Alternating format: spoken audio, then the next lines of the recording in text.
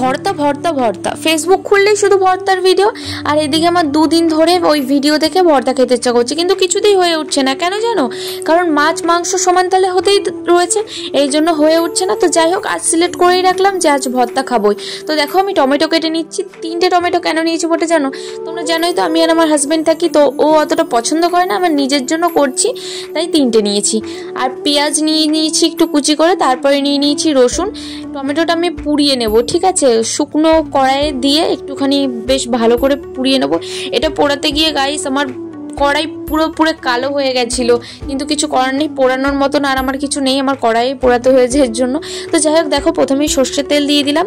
সর্ষের তেল দেওয়ার পরে না মজার ব্যাপার, এটা প্রচুর ঝালঝাল হবে অনেকটা। দেখো শুকনো লঙ্কা, রসুন আর পেঁয়াজ আমি ভেজে নিচ্ছি, বেশ কিছুটাই কিন্তু দিয়ে দিয়েছি।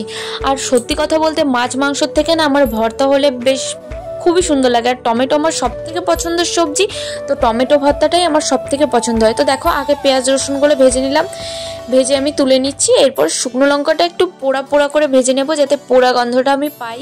যেহেতু টমেটোটা পুড়িয়ে করেছি, পুড়িয়ে করলে কিন্তু বেশি টেস্ট আসে না, তো আমি পুড়িয়ে নিয়েছি। দেখো পোড়া পোড়া করে একদম ভেজে নিয়েছি।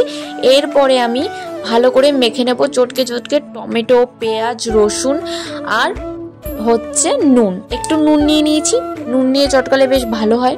আর সব থেকে মজার ব্যাপার কি জানো তো, আমি আজকে রসুনটা অনেক কম দিয়েছি, অন্য ভর্তায় আমি অনেক বেশি দিই।